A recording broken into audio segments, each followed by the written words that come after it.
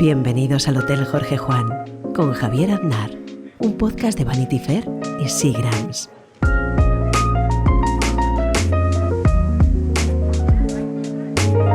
Hoy tenemos de invitado en el hotel a Jaume Ripoll. ¿Qué tal estás, Jaume? Muy bien, muy contento de estar finalmente contigo. Sí, eres cofundador de Filmin y el director de la Atlántida Mallorca Film Fest.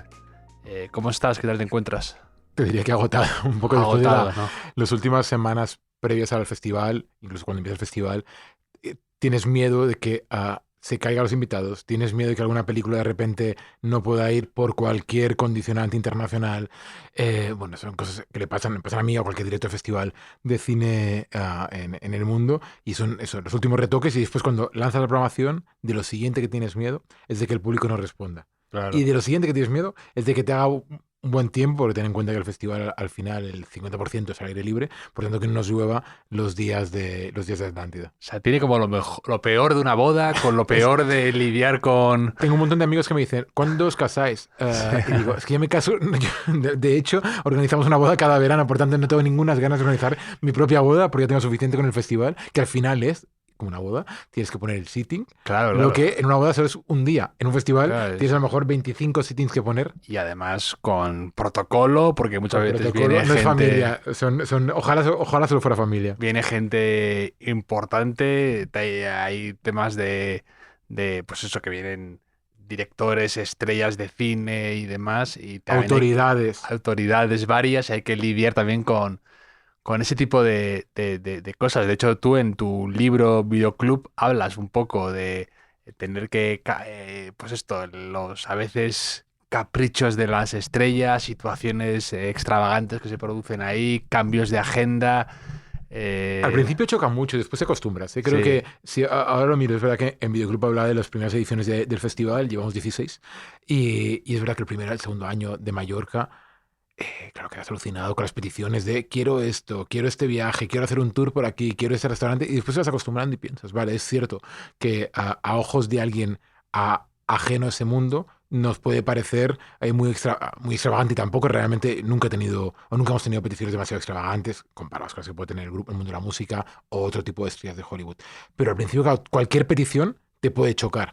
Y después piensas, bueno, son autores, directores, actrices, actores que están todo el año viajando, por tanto están ahí, quieren estar lo mejor posible los días que pasen, porque posiblemente en 2 o 3 días tendrán que coger otro avión, y es un trabajo que puede ser agotador, el trabajo de promoción. Así que hoy, 16 años después, lo he sentido bastante mejor que el primer año del festival. Y además va a ser donde se estrene oficialmente en España la nueva película de Sorogoyen, por ejemplo, ¿no? El Ser Querido. Sí, es un lujo para el festival. Creo que las clausuras, creo que la vara a medir del éxito de un festival la dan el tipo de películas que tienes y cuándo llegan, ¿no? O sea, qué nivel de madurez lleven. El Ser Querido es el estreno en España, por tanto se demuestra un poco cuál es el nivel del festival, y eso ha sido posible en primer lugar por Caballo, por la productora de la película, la productora de Sorogoyen, por Rodrigo, por supuesto, por la Contracorriente, que es la distribuidora, y por Movistar Plus, que aceptó esa idea de quiero poner una película, una original de Movistar Plus, en un festival como Atlántida. Y estoy seguro que el público se va a sorprender con El Ser Querido, que es una de esas obras muy redondas que merecía premios en Cannes, no uno, sino varios, y que va a encontrar su público en nuestro país seguro y ahí fuera también. También va a estar mi querido John Wilson. John Wilson es maravilloso. Mira, John es el ejemplo, es la antítesis de lo que decíamos antes de estrella con peticiones. Sí. Él es estrella sin peticiones, estrella con facilidades. Ese es el ejemplo de John Wilson. Todos son facilidades. Pero luego a lo mejor saca ahí un... No, creo ¿qué? yo, porque estuvo en Barcelona, en Barcelona hace un mes y medio, y todo el mundo habla bien. Y es verdad que los festivales, en algunas cosas podemos ser muy discretos, pero cuando tenemos invitados que no lo ponen fácil, lo compartimos rápidamente para anticipar o prevenir al otro de lo que le espera si lo trae o la trae. En el caso de John Wilson, todas son facilidades. Y la película es estupenda. Y una estrella del cemento, ¿no? El hormigón. La historia del hormigón. Perdona. Sí, que es la cosa que dices más aburrida del mundo. Y dices, ¿por qué voy a ver un documental sobre el hormigón? Es que él lo hace todo genial. Porque es John Wilson quien monta esta historia. Y de alguna manera es otro ejemplo de autor que con muy pocos medios hacen esas obras que valen la pena, que son capaces de sorprender y que en un entorno tan agotado de tantas películas que acabamos de ver al año, de repente Sí. te encuentras a un señor que es capaz de darle la vuelta al propio género del documental. A mí me gustan mucho los libros sobre festivales. Ah. Me leí uno de festivales de San Sebastián, se llamaba Jack Lemmon nunca estuvo aquí, o algo así, porque era el director que estaba obsesionado contra invitar a Jack Lemmon y nunca lo conseguía, y al final le dieron un título pero no fue, o algo así. Y era un poco eso, que era como su Moby Dick, ¿no? Bueno, en Luego, San Sebastián estaba Bette Davis también, recuerdo que sí que fue, de hecho fue pocas semanas antes de morir, y hay un documental estupendo sobre mm, los días que pasó Bette Davis en San Sebastián antes de morir en París, creo que moría en París un par de semanas más tarde. y luego tengo un diarito muy pequeño de Roger Ebert sobre sus días en el Festival de Cannes. Y también me parece maravilloso. A mí que Roger Ebert me parecía un crítico genial. ¿Has visto el Y documental? Hay un documental sí, sobre Ebert. Life Itself. Me gusta muchísimo Roger Ebert. Hace una forma de analizar las películas y de transmitirte entusiasmo por las mismas que me encantaba. Esto que hacía Ebert y Siskel, los dos parejas de periodistas. Creo que se ha perdido un poco, se ha perdido, no, de hecho se ha perdido, no hay ese tipo de críticos tan relevantes a nivel estadounidense. Estamos en la época, bueno, en la época de Letterboxd, para lo bueno y lo malo que pueda tener esa época, pero es verdad que se echan de menos quizás esos prescriptores de público generalista a la que el espectador casual le diera la confianza, el voto de confianza. En España puede que tengamos el caso de Bollero como un caso paradigmático para lo bien y para mal, pero a nivel internacional sí que te diría que no hay ese ejemplo, ¿no? En A.O. Sí. Scott o en el Manuela Davis de New York Times no son no son No. Ebert. Era, de hecho, digamos, lo que anticipó Rotten Tomatoes, ¿no? Pero Porque los era, pulgares, claro, el pulgar thumbs up, thumbs down, era un poco eso. Sí o no, ver esa película, ¿no? Que bueno, eso a de veces es alguna muy... manera anticipa, lo que decías tú, anticipa ese pensamiento binario que tenemos hoy en Sí, día es, ¿la tengo que ver o no la tengo que ver? Y pónmelo fácil para que lo entienda. Las estrellas, que en algunos medios, o la nota, que está muy mal visto en su momento, en los 80, 70 estaba muy mal visto, y él en cambio con los pulgares lo popularizó. Mm. Y he de decir, por ejemplo, que tenía ganas de hablar contigo también porque tu libro Videoclub, y te lo digo no porque te tenga aquí delante, me parece de los mejores libros que han escrito sobre cine. Muchas gracias.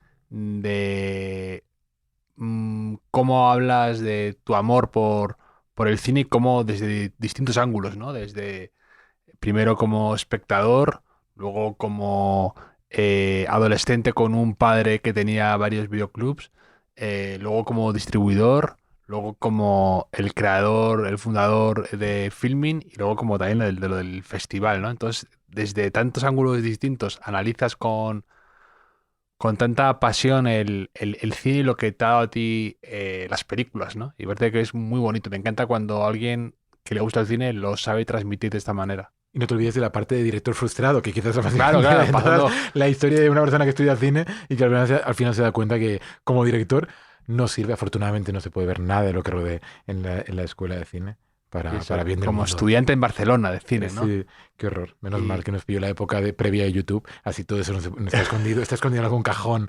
de una despensa de un sátano de Palma donde nunca más se verá. pero es increíble ver toda tu vida, cómo la cuentas desde tu infancia hasta de cómo con estos hitos casi como que los asocias con películas, ¿no? El paso a la adolescencia, a la adultez, películas que llegaron demasiado pronto para ti y todo esto me encanta. Porque hay algo, es cierto, yo al final soy hijo de los 80, es decir, criado en los 80, que fue la época dorada del formato doméstico. Al final era el momento del VHS, del videoclub, un poco a lo que honro en el libro. Y esta idea de las películas que te impactan cuando ves en un momento concreto en tu vida, ¿no? Aunque sea lo que decías tú, aunque las veas demasiado pronto y no acabas de entender muchos de los tramas o los subtextos que tengan los personajes. Pero sí que es esa pasión, posiblemente idealizada por la nostalgia, que es esa droga Eso te tan iba a- adictiva. Es la nostalgia de la droga legal que más dinero mueve en el mundo. Sale en tu libro esa frase. Sí, y bueno, creo que a las pruebas me puedo remitir de la cultura popular actual, cómo vive y sobrevive muchas veces a base de dosis de nostalgia. Remake del remake del remake del... que interpela, reboot. o el actor que salía en la película de no sabe muy bien dónde y vuelve. Incluso películas que fueron un fracaso en su momento tienen segunda parte, continuación, inesperadísima, y Sí. lo que la nostalgia obliga, recupera y vuelven a tener éxito. Sí, sí. De hecho, bueno, incluso Blade Runner, ¿no? Que fue un fracaso en su momento, Denis Villeneuve le acaba haciendo una secuela 40 años después de rodar, o 35 años después de rodar Ridley Scott Blade Runner. ¿Qué te ha parecido esa secuela de Blade Runner? Aburridísima. O sea, a mí Oh, tengo un problema, posiblemente sea muy popular, pero no soy demasiado entusiasta del cine de Villeneuve. El cine comercial de Villeneuve, el cine de gran formato de Villeneuve me aburre soberanamente. Me aburre mucho Dune 1 y 2. He intentado volver a ver Dune 2 por segunda vez para ver si obligarme a que me interesase algo de lo que pasa allí, y estaba bostezando. De hecho, prefiero mucho más la versión de David Lynch, sí. por mucho que incluso Lynch abjurase de ella, que lo de Villeneuve. Hay algo como de visceralidad, de eh, casi de tóxico, y casi te intoxica los malos de Lynch. El Barón Harkonnen, esos granos llenos de pus. En cambio, todo en Villeneuve es aséptico, es como una tienda de Apple, ¿no? Pues al final, Dune me parece una gran tienda de Apple en el desierto. Si es la tienda que Apple tendría en Qatar o en una cosa de estas. ¿Tampoco te gustó Arrival, la Ah, no, llegada? no, Arrival no me gusta nada, tampoco no me gusta nada Arrival. Y no, me Ni gusta Enemies, me gusta el cine que rodaba Villeneuve. Prisioneros. Prisionero está muy bien, Sí. y me gusta el cine de Villeneuve en Canadá. Y tengo un pánico a lo que puedo hacer con James Bond. Que va a hacer el primer James Bond que posiblemente no tenga ganas ni de beber alcohol, porque será el James Bond de Villeneuve, una cosa lánguida y un poco aburrida. Sí, ¿no? No soy demasiado fan. Pero, pero sí, que hablas también de eso, es una oda también a los videoclubs, que a mí eso me gusta mucho. Yo también había un videoclub al lado de mi casa en Santander, videoclub Estrellas. Me encanta, me acuerdo como del olor que tenía, bajando una Y escalera. tenía pósters de cine en el Tenía videoclub. algunos pósters, por supuesto, que yo pedía de vez en cuando, intentando, cuando me congracié con el tipo que trabajaba ahí, que me hizo mucha gracia porque con 12 años le pregunté y dije, oye, una película para mí que pueda ver, 12 años, ¿eh? Y me recomendó El ojo de la aguja, que no sé si la has visto, que es La de... Sí, es un Donald thriller, sí, Sutherland, Donald Sutherland, que es policía, de- un thriller de espías. que hace que él es un espía nazi en Inglaterra, pero nazi convencido. Y me parecía la película más, ¿cómo explicarte? La película, todo recuerdo como la película más oscura en cuanto a todo pesimismo, todo durísima. Bueno, me la recomendó con 12 años, me hizo muchísimas gracias. Y la viste, y cuando la devolviste, que le dijiste que te había gustado. Me ha encantado, por Ah, y supuesto. te recomiendo más películas tipo El Ojo de la Sí, Aguja. sí, ya Ese es no. el problema, pues si empiezas en El Ojo de la Aguja, Me tiene- acabaste ya, Dios sabe dónde, ¿no? En Apocalypse Now o Posesión de Zulawski o alguna cosa oscura de estas. O sea, a mí me pasaba a veces en el videoclub cuando trabajaba, digamos ya de mayor, no tanto de pequeño, de pequeño estaba recomendando películas, que de mayor le recomendaba a lo mejor a algún chaval alguna película que a mí me podía parecer quizá le gustaba. Y a veces me venía el padre o la madre diciéndome, ¿por qué le he recomendado esa película a mi hijo? Que esa película de entrada pone aquí no recomendada para menores de 16 años y mi hijo tiene 14. Claro, eso es lo de no recomendación, eso era como, además, muy confuso, porque tenía unos parámetros muy extraños. Yo lo que hacía para poder colarme las películas en las salas donde, digamos, si yo tenía 14 o 13 y la película era de 18, le decía al taquillero que la entrada la quería para la sala 3, entonces después nos Claro. metíamos en la 1, la entrada sin numerar, entonces acabamos viendo la película que queríamos ver. Porque sí, a mí me parece como a ti, me parecía bastante ridículo. En su momento entiendo que al final haya padres y madres que quieran este tipo de regulaciones, pero es cierto que hay muchas películas que uno las ve a esa edad y depende cómo, no tengo ningún problema con haberlas visto. Sí. Pero eso, los videoclubs como lugar para pasear, para ver películas, estrenos, que me acuerdo cuando llegaba una película que había como 10 copias, y me encanta cuando salen videoclubs ahora en películas actuales. ¿Sabes? Pero qué Como- mal vistos estaban en su momento. Hoy que estamos aquí grabando este podcast en una librería maravillosa, las librerías están vistas, las bibliotecas en casa, pero también las librerías, como templos de sabiduría. El Sí. videoclub era la cosa como el friki. Sí, ¿Cómo ha representado el cine al dueño del videoclub? Con una camiseta XL, con sí. barba de 3 días, con un logo de Star Wars o alguna película mítica de los 80, los Goonies, lo que sea. Cuando también podían ser un espacio precioso donde uno perderse y descubrir, pues eso, ¿no? Al final, 120 años de historia del cine.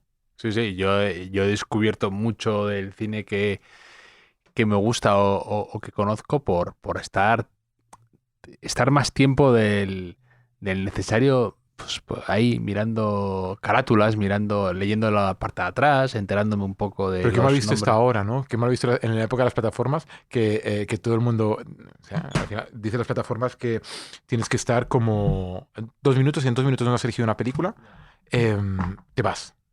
Y las que gestionan plataformas tienen pánico a que el espectador o el suscriptor se vaya sin ver películas. Y yo pienso, qué bonito es estar horas navegando en una plataforma sin saber qué ver, pero estando añadiendo películas para ver después. Sí. Esta la quiero ver, Para mí eso es un poco lo que pasaba en el videoclub, que al final eso te ibas una o dos pelis porque tenías que pagar, digamos, por peli, no tenías una tarifa plana, pero leías la sinopsis, mirabas la carátula, mirabas el trailer, no lo podías ver, pero lo puedes mirar ahora.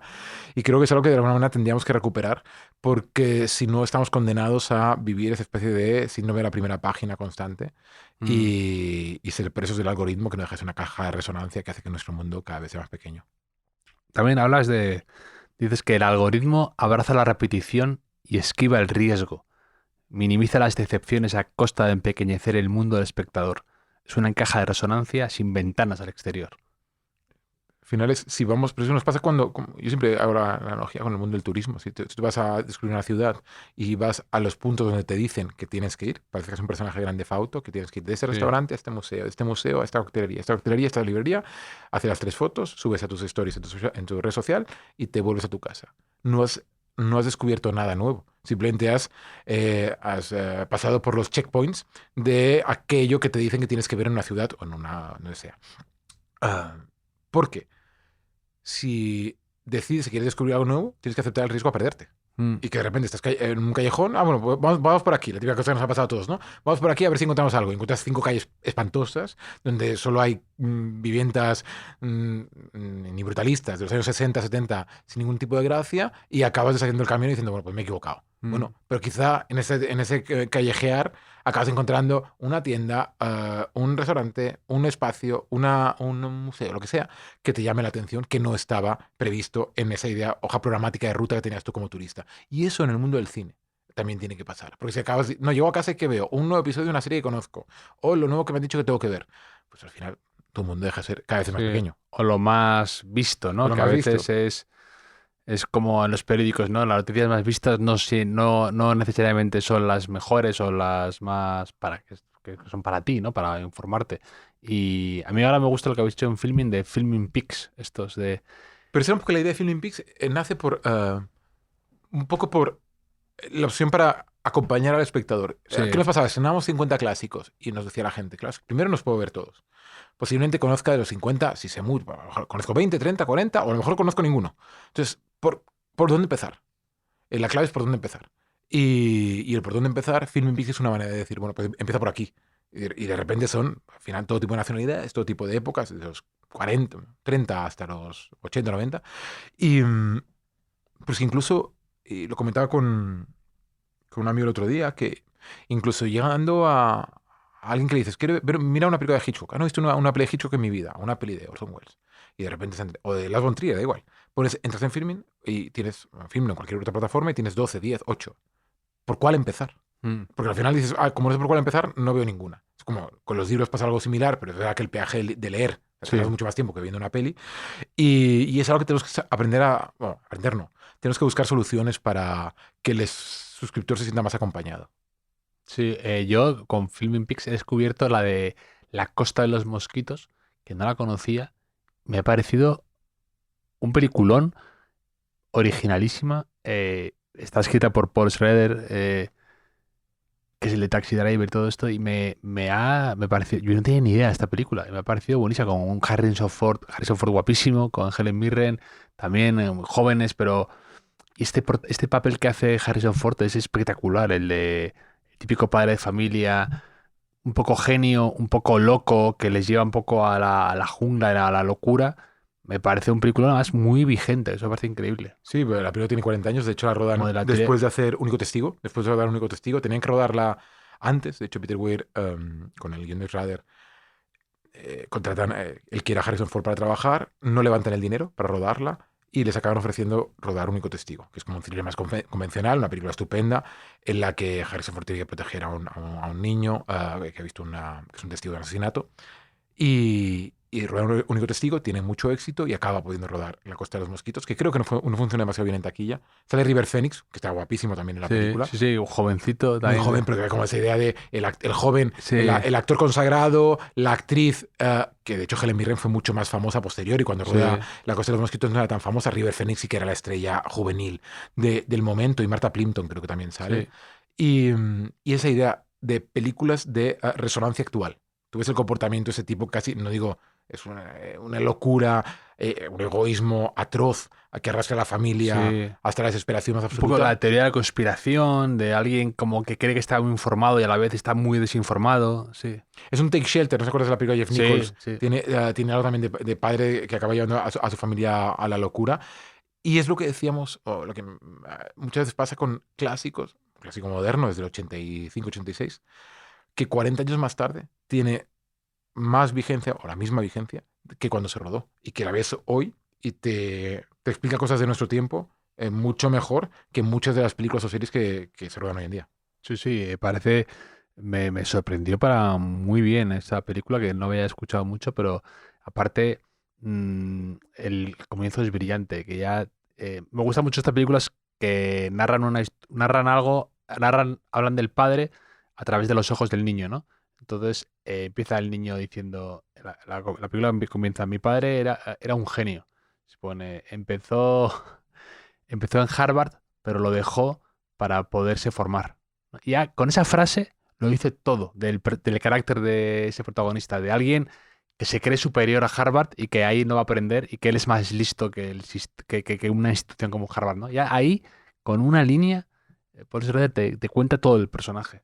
Y es un descubrimiento que he hecho por filming, pues como a veces ocurre, ¿no? Con películas que tenéis en el catálogo que tanto a veces os cuesta conseguir, mantener. Por ejemplo, La Costa de los Mosquitos es un ejemplo claro. Yo llevaba muchos años detrás de ella, porque no está disponible, no se puede ver online.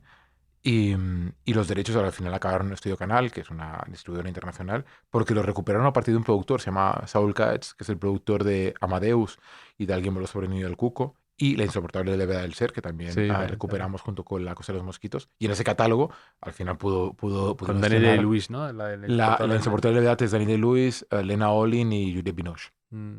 Es que hay películas maravillosas que ahora a veces ocurre que han caído en una grieta, ¿no? En las que no están en las plataformas más habituales que todos tenemos y que te apetece ver y te sienta fatal cada vez que o que está, ya no está. Eso es muy frustrante. Yo lo entiendo perfectamente. Os entiendo perfectamente a los que os quejáis. ¿Por qué la película se ha ido? Digo, como si a mí me gusta que se Sí, vaya. claro, por supuesto. Pero Que son... hay algo extraño. Es verdad que nunca. Yo creo que es muy difícil que veamos un Spotify de las para el cine. Es decir, esa idea de. Una Apple Music. Esa idea de encontrar ahí todo. Scorsese. 25 películas de Scorsese Sí. en esa plataforma. Por el coste de las películas, por los productores que hay, por los intereses de las propias plataformas, que al final no dejan Sí. de tener sus propias. Las productoras que tienen plataformas. Pero es curioso porque algunas multinacionales, por ejemplo, Warner o Disney, Fox, o Metro-Goldwyn-Mayer, MGM, que es Amazon, los clásicos que tienen ellos, que han rodado ellos, no los tienen a disposición del público. Uno entra en Disney Plus y no puede ver El jovencito Frankenstein, ahora que se ha celebrado el centenario de Mel Brooks. de Mel Y dices, Brooks. de repente, estoy seguro que mucha gente querría ver El jovencito Frankenstein y no está disponible. O nosotros, por ejemplo, y eso te lo digo ya en exclusiva, vamos a estrenar en octubre Delitos y Faltas y Celic, que son las dos únicas películas de Woody Allen que no teníamos, las dos grandes películas de Woody Allen que nunca hemos tenido. A mí Delitos y Faltas, para mí es la mejor película de Woody Allen. Y llevaba 7 años hablando con Metro-Goldwyn-Mayer para ver qué sucedía, porque eran películas suyas. De hecho, yo tenía el DVD con el logo de Metro-Goldwyn-Mayer y me decían que había un problema en 20 segundos de música en un momento concreto, en una escena entre Marty Landau y Woody Allen. Y hasta que no hubiese un clearance, Sí. que pagase los derechos, o sea, arreglase el tema contractual con los derechos, esa película estaba en el limbo. Y he estado 7 años o más en el limbo y no se podía ver de forma online. Y esto, que entiendo que al final tenemos que lidiar nosotros, los programadores, un espectador, es como a mí no me cuentes tus penas. Es decir, yo pago mis 10 euros, 15, lo que sea que pague por la plataforma y quiero poder ver las películas. Y lo entiendo, os entiendo. Pero no tiene fácil solución. Pero en el libro cuentas un poco, claro, que a veces de una plataforma como Filmin y como cualquier otra, pues a veces solo nos quedamos en ¿no? en la interfaz, pero en el libro cuentas un poco lo que a veces hay detrás, ¿no? Que, por ejemplo, cuentas cómo conseguiste el acuerdo por fin con la Metro, ¿no? Que estabas tú para entrar en el teatro al borde de una taquicardia y que hasta el final te mandaron el contrato con 600 páginas y que fue como un Exacto. logro absoluto, ¿no? O que de repente, pues cosas que no nos enteramos, que hay un rayo que fulmina no sé cómo se llaman Un eso, servidor un servidor en en Amazon. Irlanda de Amazon que entonces os estropea el sistema. Son esas cosas que cuando tú enciendes, claro, no sabes todo lo que hay detrás, ¿no? Para... Bueno, y hay algo inevitable que Film es una compañía española con los recursos que tenemos, que estamos compitiendo con compañías que tienen recursos que nos multiplican por 1000, no solo a nivel económico de títulos, sino también a nivel de personal. Estamos hablando Mm, de Apple, Disney o Netflix o Amazon, estamos hablando de tótems a nivel tecnológico. Pero tú dices, yo pongo play, enciendo la aplicación y que funcione y no me digas si han caído rayos, truenos o sí, demás. sí. Y al final yo también, o sea, nosotros tenemos que poner en posición de espectador Sí, y es como ir a un restaurante, que te quiero decir, no me... no me digas que no te Sí, han traído el pescado que quería o que la exacto. cocina te falta no sé qué. Yo vengo aquí, pago y quiero que sepa que tenga los platos que quiero probar. Mm. Pero eso, es un videoclub del libro, hablas mucho de... Tienes buenas reflexiones sobre, por ejemplo, sobre que dices que el cine es una experiencia solitaria que se disfruta en compañía.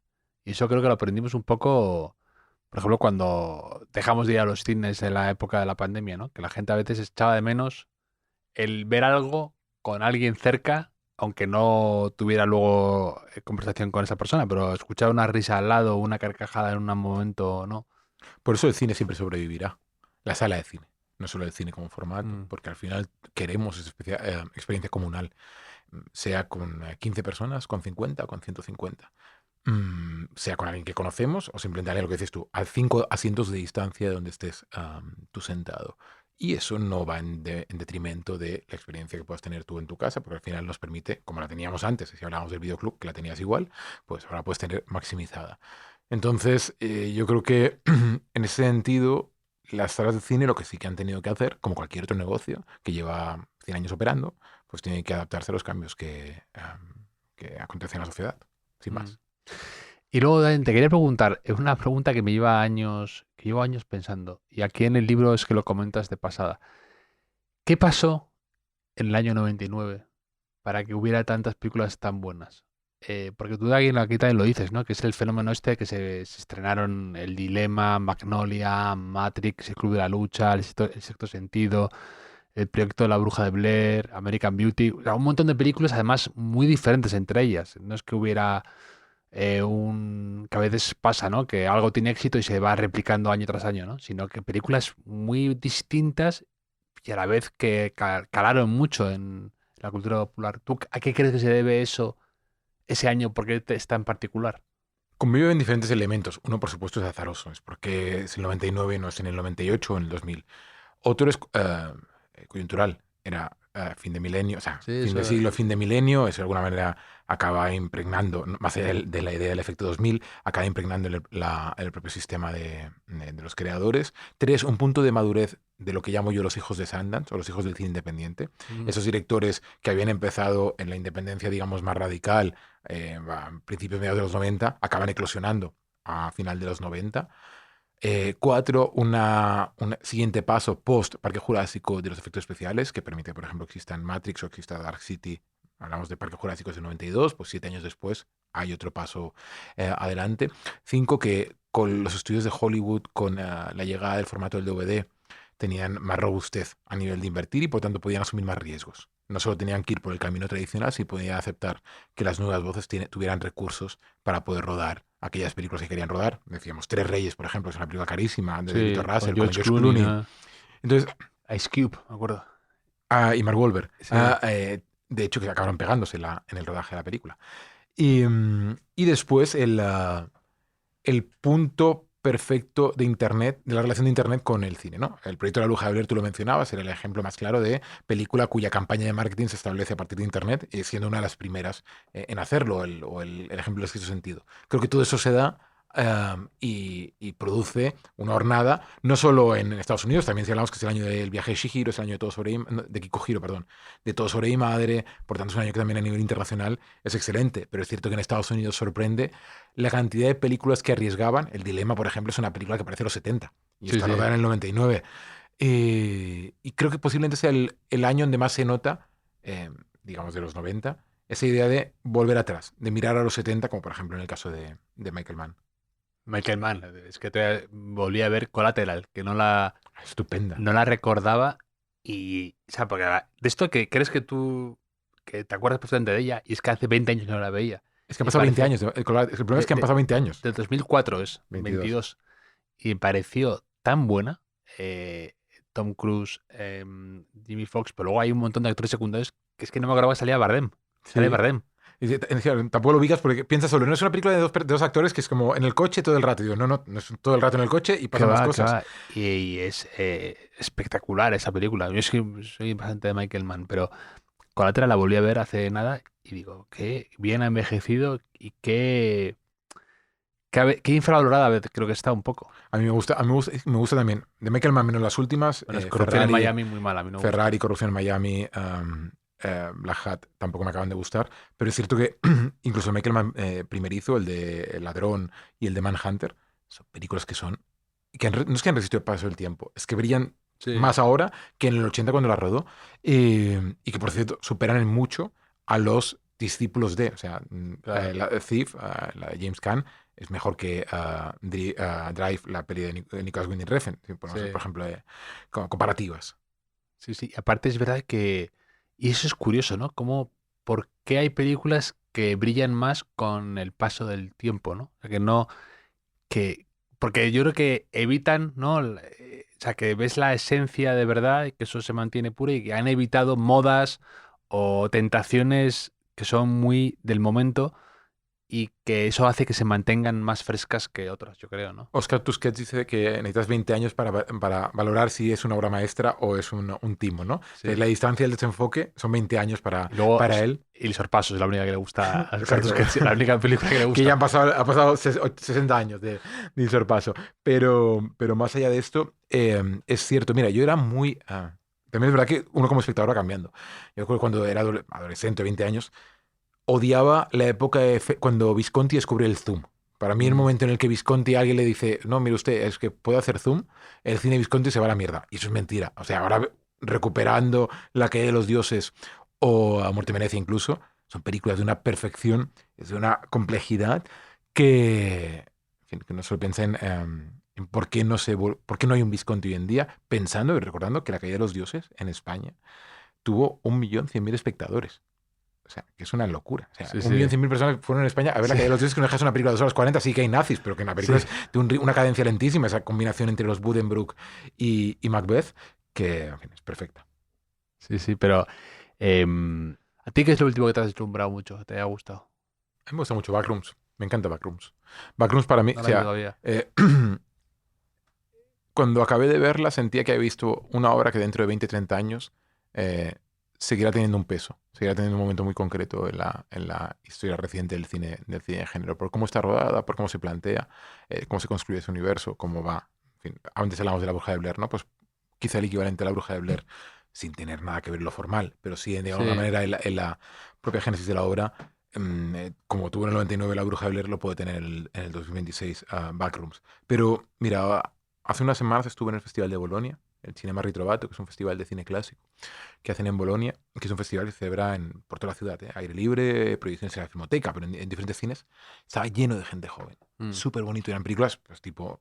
había un ciclo de Visconti que fue extraordinario porque lo prologaba. En las charlas previas hacía la hija de Susoche Kidamiko, que era la guionista de Visconti, y contaba anécdotas maravillosas de los rodajes de las películas de Luchino, de Rocco y sus hermanos, La caída de los dioses, Senso y El inocente, y cantidad de gente joven que había que demuestran que hay mucho público con hambre de ver cine clásico, de ver otro tipo de cine. Y algo que me da mucha rabia es cuando dicen, no, es que el cine de autor, eso que ven 4 gatos. Y pensaba, digo, es que antes lo veían 1.100.000 gatos en España. Porque ahora decimos que al final La calle de los dioses no es una película popular. Y que de hecho hoy en día aún hay centenares de miles de personas que en Filmin, en la 2, en otras plataformas o en cines ven esas películas. Así que yo soy bastante optimista en cuanto a la salud del cine que arriesga y su conexión con público joven. Sí, aparte yo creo que siempre el público luego se adapta y no distingue tanto entre... Es cine y no distingue tanto entre... Claro. No es que piense... No piensa tanto como los que a lo mejor son muy cinéfilos de... No, es que este director viene de no sé qué escuela o es muy café para cafeteros. No, la gente ve una película y no distingue tanto entre si es elevada o menos Es elevada. que es ridículo, o sea, alta y baja cultura. Es decir, para que Sí. yo quiero ver una película y puedo ver hoy una que me puedo exigir, que es una película muy densa, muy compleja, y después puedo ver otra película que es un entretenimiento, sin más. Es fantástico que convivan las dos incluso en el día a día de un espectador casual, sin tener que tener un conocimiento previo de quién es el director, el guionista o el montador, si ha ganado el festival o tal otro. Y es un problema, y es cierto, es culpa, no, bueno, culpa, es parte de responsabilidad de aquellos que distribuimos cine No, que a en el veces es mundo, difícil, ¿eh?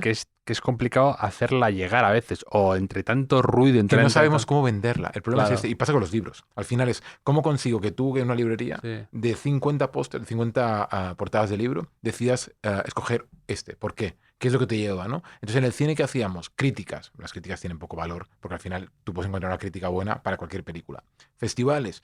Los festivales tienen un valor muy relativo, porque al final hay tantos y hay tantas posibles participaciones que el público ya casi lo ha anulado. Entonces, hay que buscar de qué manera conseguimos interesar a ese espectador que puede decir no tiene por qué estar interesado en la obra. El tráiler, que tú también hablas de los trailers, ¿no? Los tres al final no dejan de ser fórmulas de casi 90 segundos o 2 minutos y medio que se parecen demasiado entre sí.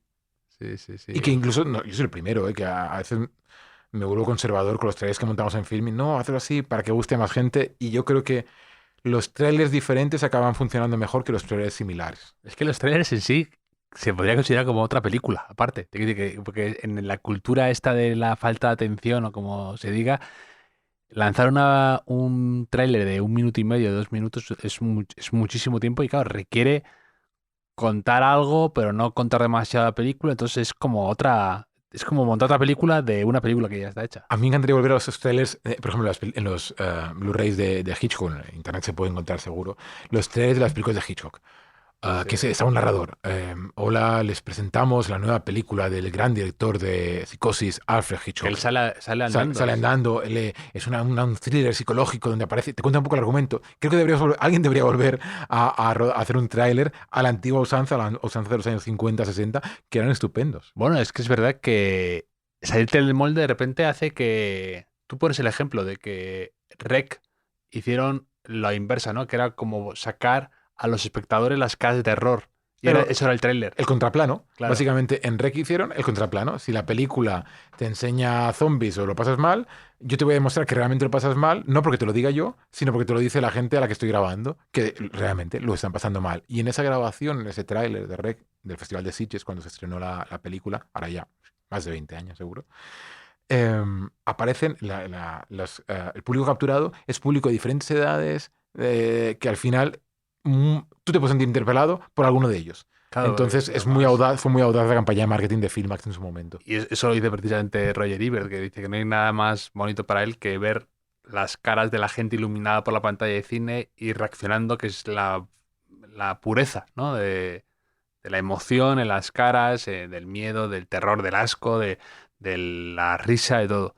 Y eso es maravilloso, pero es verdad que los trailers cada vez son más, cada vez cuentan más y cada vez va siendo más... Y se parecen demasiado. Con la música de Hans Zimmer, esta machacona, todo eso hablas de lo de Cameo Urana o lo de... Pues con los sets de las películas de acción, todas tienen que tener el canon de Zimmer, los boom, boom, boom. Todo el rato acaba siendo aburridísimo. Y en cambio, ¿por qué no hacer trailers esos narrados? O un trailer donde realmente pongas... de hecho, se ha hecho alguna vez, lo hizo por ejemplo Fincher con El Club de la Lucha, críticas malas de la película, es decir, gente poniendo a parir esa peli. No la volvería a ver nunca más, es lo peor que he visto en mi vida y es otra manera de llamar la atención. Sí, como las citas de las fajas de los libros también, ¿no? Que yo haría una que del mismo autor, solamente cómpralo en serio, ya está. Y si fuera como... Te necesito, lector. Sí, ya está, en serio, cómpralo, es buenísimo. Luego también tienes otra frase que me hizo pensar, que me gustó mucho en el libro, que dices, la formación agudiza el criterio refuerza la diversidad y la diversidad enriquece el futuro. Me pareció como muy sucinta, pero perfecta esa frase, hablando de la importancia de la formación para hablar de cine o para vender cine o para lo que tú haces. Sí, yo creo que al final te tienes que, como espectador te tienes que preguntar constantemente, tienes que estar preguntando por qué estoy viendo estas películas, qué me aportan, cuál es el viaje, cómo acabo tras verlas, ¿no? Y,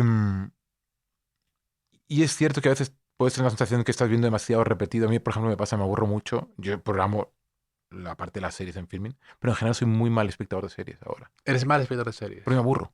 Creo que porque le veo la fórmula. Entiendo que son Ya. que están muy bien rodadas, que están súper bien escritas, pero yo al tercer episodio ya entiendo cuál es el viaje que van a hacer. Lo entiendo, al final puedes anticipar porque después de haber visto tanto, te hagan anticipando. Y prefiero ir a recuperar una película que no conocía o incluso volver a alguna que me ha gustado mucho antes de embarcarme en un viaje de 15, 20 episodios, 70 con personajes que por muy bien que me caigan, pues difícilmente justificarán mi inversión de tiempo. Con algunas series, por ejemplo, las de Aaron Sorkin no me pasa, pero con la gran mayoría sí.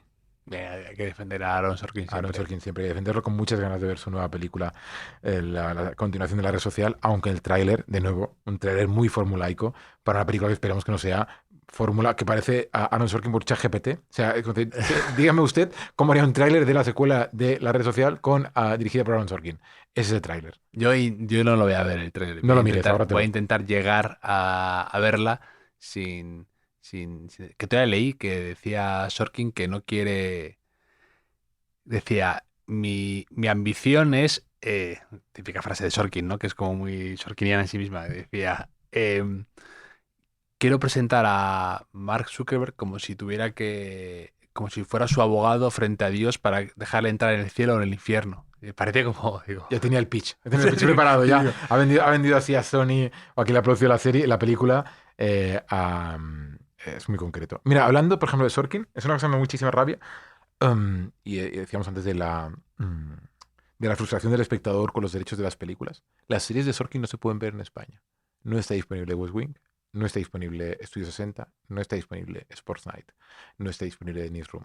Son 4 series maravillosas y ni siquiera yo he conseguido, ni siquiera yo, es decir, tampoco un programador de plataforma hemos sido capaces The de Newsroom conseguir sí, los está en derechos. HBO, ¿no? Pues la única que será, las otras 3 no Sí. están. Estaban, por ejemplo, West Wing estuvo en Disney, estuvo en Amazon, Sports Night y Estudios 60 yo creo que no han estado No ha nunca estado nunca. en Yo ninguna las he visto, plataforma. pero no. Y yo las tengo en DVD.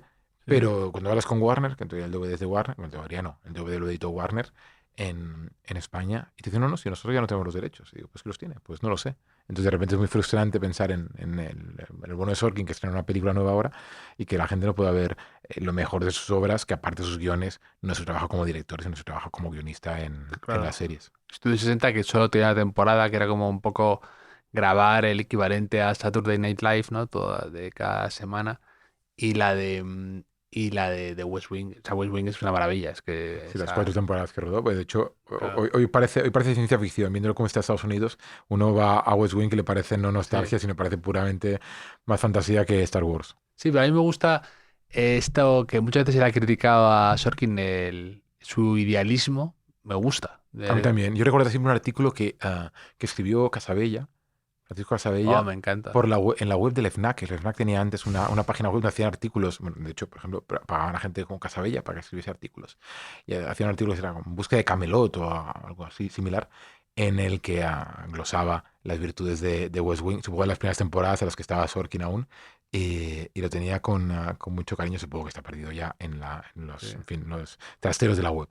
Es que hay una escena en The Office que la que pienso mucho y me gusta especialmente, que es un momento en el que Jim, ¿tú lo has visto o no la No. serie? Pues Jim, que es como, bueno, pues uno que empieza y que acaba siendo como el codirector con Michael Scott, que es este Steve Carell, que es maravilloso y que es un auténtico desastre, ¿no? Entonces hay un momento dado de la serie en el que, por lo visto, pueden cerrar, ¿no? La empresa. Entonces está todo el mundo preocupado por los despidos y todas estas situaciones. Y Michael Scott, que siempre tiene ideas absurdas y ridículas, decide empezar a hacer un juego de roleplay de estos de un asesinato, ¿no? Entonces a toda la oficina les embauca para hacer este juego, ¿no? Entonces el otro Jim está diciendo, a ver, Michael, debemos ser responsables y empezar a tomarnos en serio esto y dejar de jugar. Y se lo va repitiendo todo el capítulo, ¿no?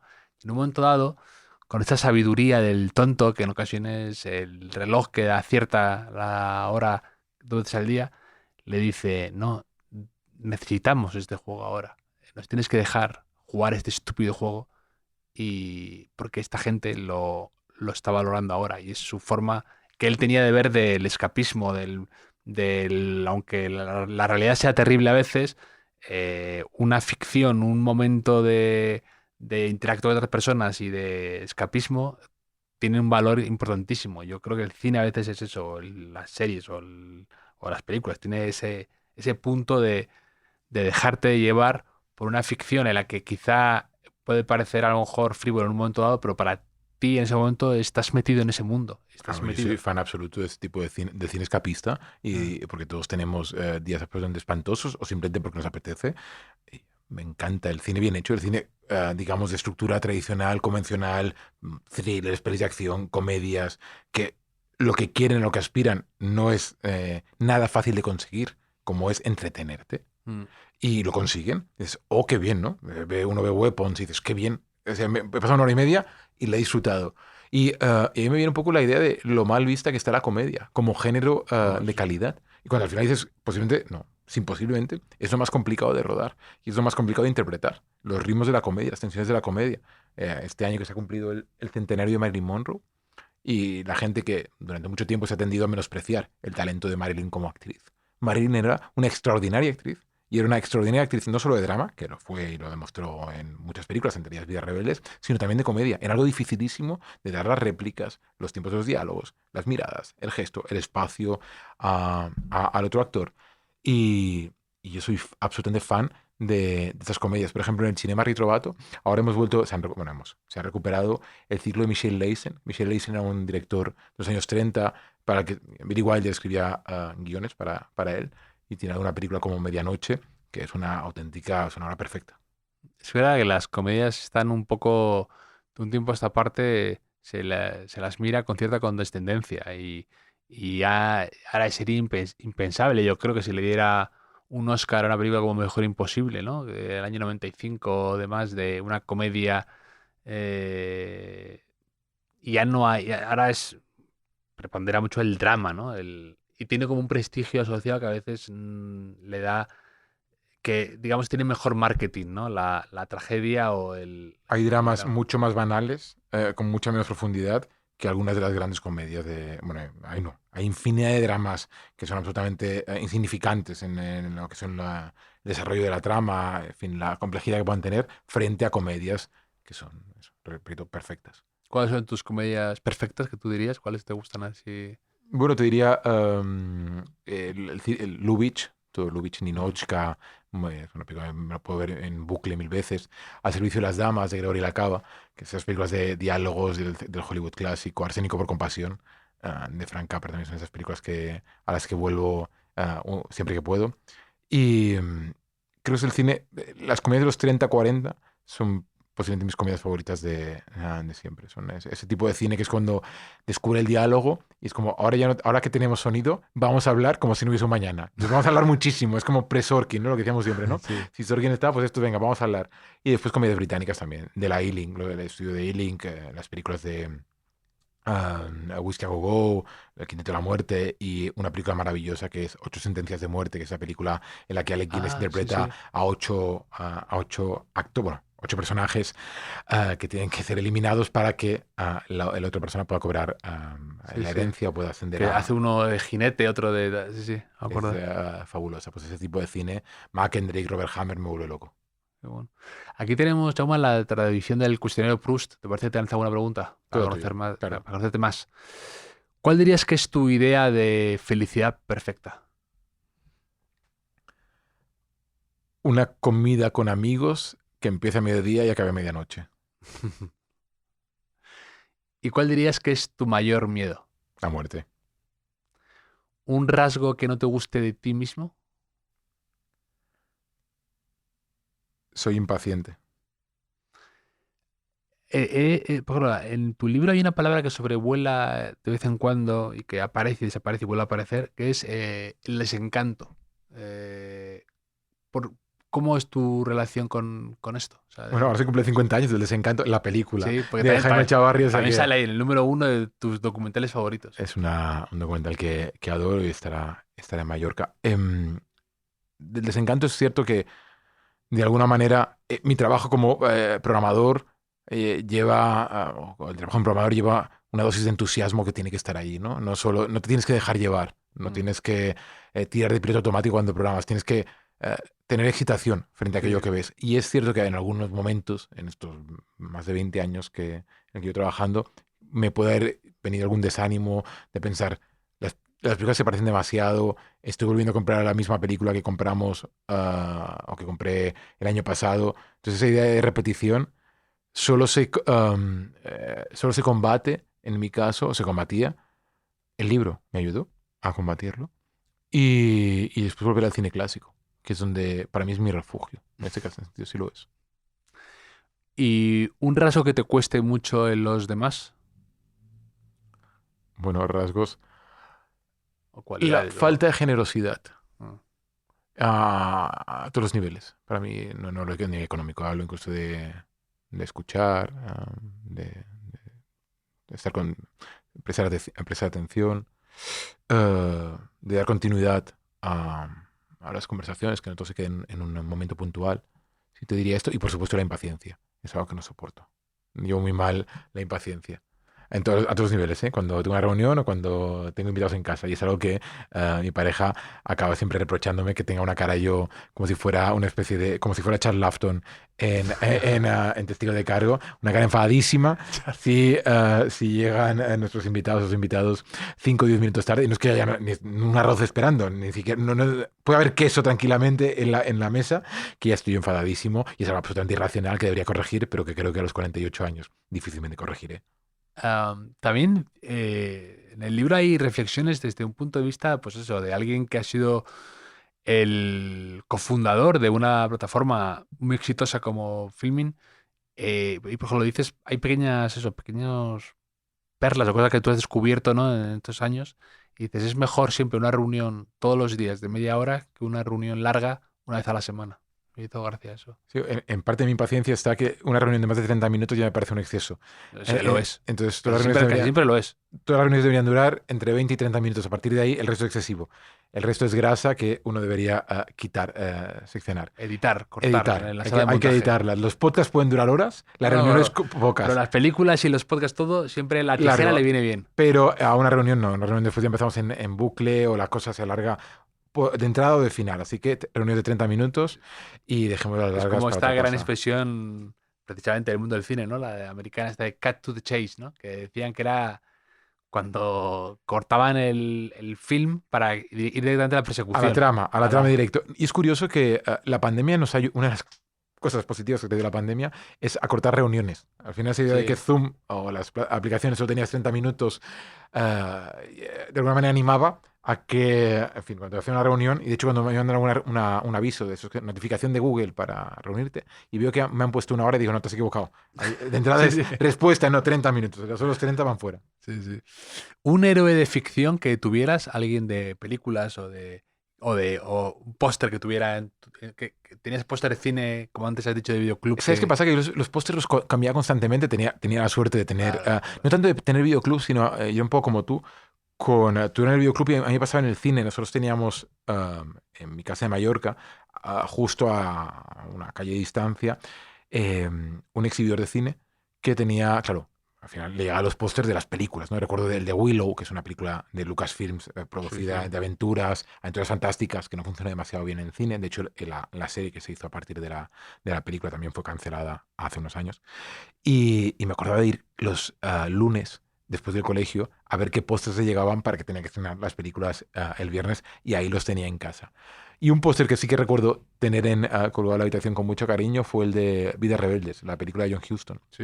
la última película de Marilyn Monroe, también la de Clark Gable o Montgomery Clift, con Thelma Ritter y Leigh Wallach. Y curiosamente fue una película con la que se reabrió un multicines en Mallorca. O sea, imaginemos en el año 88, 89, como un multicines de 5 salas decidió inaugurar digamos, las nuevas salas con el estreno de Willow y Vida Medianoche, la 1 y la 2, pero es que la sala 5 está con una película de los años 60, 50 y pico, Vidas Rebeldes, en versión original, en blanco y negro, como si fuese un estreno comercial. Es algo maravilloso que en ese momento me impactó mucho. Tenía 11 años y recuerdo el póster ese de las caras y los caballos también que hay ahí en Vidas Rebeldes. Pero era también la forma de esos pósters en esa época de enterarte de lo que venía. Claro, porque a lo mejor tú no teníamos acceso a internet, años 95, 96, y entonces de repente veías el póster pero de películas de, no sé cómo explicarte, Ace Ventura 2, y de repente lo veías ahí. Yo lo recortaba, había 2 revistas que se llamaban Pantalla 3 Interfilms, que tenían en su interior, tenían las carátulas pequeñitas de las películas que se estrenaban en el cine o se proyectaban en televisión. Y yo creé en el 91, no, en el 89, 90, 91 y en el 92 fue el último año, mis propios Oscars se llamaban As Molins, los molinos, porque en la calle que vivimos en Palma es una calle con molinos delante, por tanto me digo, ¿cómo le damos el premio? Se llaman Oscars y se llaman Molinos, donde el único miembro de la Academia de los Molins era yo, y por tanto decidí a quién iba nominado, quién ganaba, y recortaba las caratulitas poniendo las películas nominadas del 89 y después del 90, y después tenía los premios que se llaman Els Pinyols, que eran los Razzies, las peores películas del año. Entonces recuerdo que hace unos días, unas semanas, teníamos unos amigos y abriendo cajones de Palma dimos con las carpetas donde guardaba las nominaciones con los ganadores de cada año, y no, al final, divertidísimo, pero sobre todo esa idea que decías tú de, en su momento, pre-internet, cómo conseguir los pósters y cómo de repente las revistas de cine entendían el interés que había en esa idea de la carátula, y trabajaban pues en una pantalla 3 o Interfilms para ofrecértelas. Sí, porque a veces no era lo que tú te montabas en la cabeza a través de un póster, ¿no? Te imaginabas de qué iba o quién salía o... Pues no había trailers, no había manera de conseguir el trailer ni nada. Pero tienes que retomar esto de los premios y tú solo. O sea, Mira, tuve Letterboxd. El único... Tuve Letterboxd 3 meses el año pasado y me di cuenta que no debía tener Letterboxd. Primero porque era un poco incómodo compartir películas, criticarlas. Yo siempre he dicho que el elogio público y la crítica en privado. Sí. Entonces, tampoco tenía demasiada lógica que pusiese ahí notas, y tampoco tenía demasiado tiempo para ponerme a hacer listas, y si las tenía que hacer las hacía mejor en Filming que en Letterboxd. Pero es cierto que es muy bonito ver cómo un montón de cinéfilos se están encontrando a partir de esa aplicación, y eso es maravilloso. Sí, sí. Pero es verdad que está bien lo de el elogio en público y la crítica en privado, pero está bien, por ejemplo, hablar contigo y saber tu opinión de Villeneuve sin... Pero Villeneuve no lo conozco. No, claro. Por supuesto hablo de gente que tú tienes conozco. Y a ver, sí. A Villeneuve lo que diga yo en público le importa lo más mínimo, porque es millonario y le da igual todo. Pero esto es típico que luego de repente coincides con Villeneuve pero digo que me gusta poder hablar de... O que también, por ejemplo, en el libro también dices que no te gusta... Que no tienes conexión con Oslo, ¿no? Bueno, con Ruben Östlund no tengo conexión con el cine de Godard, más allá de alguna película concreto, pero al final creo que todos tenemos nuestros gustos. Claro, por eso. Yo no voy a criticar, no diré que sean malas, digo que a mí no me gustan. A mí eso me gusta. Cuando ha venido aquí directores de cine, me interesa saber qué es también lo que no les gusta o lo que ven que tiene éxito y que con ellos no conecta o lo ven muy... o que no les llama, ¿no? Y también me parece revelador, ¿no? De los gustos y a veces de la sensibilidad del director, ¿no? Entonces me gusta saber qué gusta y qué no gusta y poder hablar tranquilamente de cine, ¿no? Es posible que quizá en el mundo de las redes sociales y de la comunicación nos hayamos vuelto un poco más poderosos para comentar. No yo al final que trabajo en una figura de distribuidor y no es mi plataforma, o sea, yo trabajo en Filming, pero no es que sea mi compañía, es la compañía de mucha otra gente. Sí. Y por tanto debería ser más cuidadoso incluso en este tipo de comentarios. Pero echo de menos ese momento en los que había beef, ¿no? Entre directores, se ponían a parir, decían públicamente que le parecía, lo que decían en privado, ¿no? Que es espantoso. A mí como espectador de esos combates verbales, yo los celebraba, igual que cuando pasa con los escritores, ¿no? Que tu novela es un desastre y lo hacen con más gracia de la que hago yo ahora. Echo de menos y ojalá el cine español y el cine internacional tuviese más controversias de estas. Hablando de Paul Schrader, por ejemplo, era uno de estos que donde ve un charco, él empieza a bailar, hace flamenco en cada charco de cine que encuentra. Y William Friedkin, pobrecito muerto ya, también le encantaban los charcos. Pero Schrader tiene esto en Facebook, ¿no? Que a veces me llega, ¿no? De que hace como mini críticas de cine o tal, pero son certeras y son... Y luego él, a veces su cine me ha parecido más o menos interesante, pero es divertido leerle y ver a alguien con esa sensibilidad y con ese gusto que ha hecho películas interesantísimas y cómo habla del cine actual, ¿no? De hecho, para mí, es una maravilla poder ver qué ha opinado, yo qué sé, imagínate, pues Paul Schrader de drama, ¿no? Pues tengo curiosidad, me interesa saber qué le parece o qué no le, si le gusta o no, o qué notas le pondría, ¿no? Eso me parece interesantísimo. Sí, supongo que en ese dilema, en ese debate a veces prima más la industria que el arte. Es decir, la idea Sí, de proteger a un colega al que sabes que de alguna claro, manera le ha claro. costado mucho levantar la película, sabemos lo difícil que es hacer cine y el daño que puede hacer a algunos una mala crítica. Por supuesto, lo digo, yo puedo decir lo que quiera, que las películas Sí, harán centenares de millones de euros en el mundo. Pero también es cierto, por el otro lado, que si siempre ponemos, digamos, siempre elogiamos todo, perdemos la claro. credibilidad. Si Y, todo y, es a, bueno, nada es bueno. y a veces sucede que en el cine español el exceso de elogio debilita la credibilidad de aquel que siempre está Sí, elogiando todo aquello que ha visto. sí, sí, sí, sí, Es totalmente. mejor el silencio. Sí, pero es verdad que eso te lo estaba leyendo de que decía Fellini, decía que él no quería la improvisación en el cine porque para él hacer una película es casi una cosa científica, decía, como matemático, decía, es como mandar un cohete a la luna. Que él no quería que se desviaran lo más mínimo los actores de lo que ponía, de lo que él tenía en la cabeza, porque dice, es tan complicado hacer una película que ya si nos ponemos a cambiar no va a salir nunca esto adelante, ¿no? Y bueno, pensaba eso, ¿no? Que es verdad que hacer una película, tú que lo dices en un momento del libro, que hacer una película es como levantar una cosa, El ¿no? estado natural de una película es el fracaso, porque Sí, van a fallar algunas cosas. Fallará la relación de un director con una directora con los actores, con sí. los técnicos, la localización. Se te quedará sin pasta, lo que decíamos antes de La Costa de los Mosquitos. La Costa de los Mosquitos es una película que estuvo a nada de no hacerse. Entonces, al final, levantar una obra como esta, por supuesto que es imperfecta, pero Sí, tiene tantas virtudes, digo esta como muchas otras, sí. que al final prefiero celebrar esa idea. Y hablando de Fellini, es que me acuerdo, no, mira, intentaba acordarme del nombre del libro, es The Silver Line o Silver Book.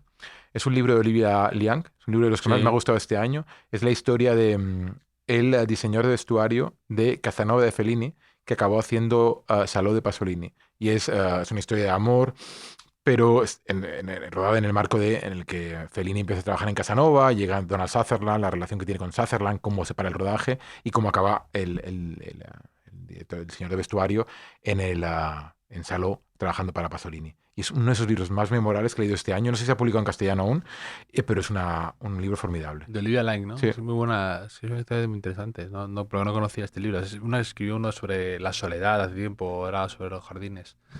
Em, eh, el mayor spoiler que te has comido en tu vida como de cinéfilo, alguien que te haya reventado una película antes de tiempo.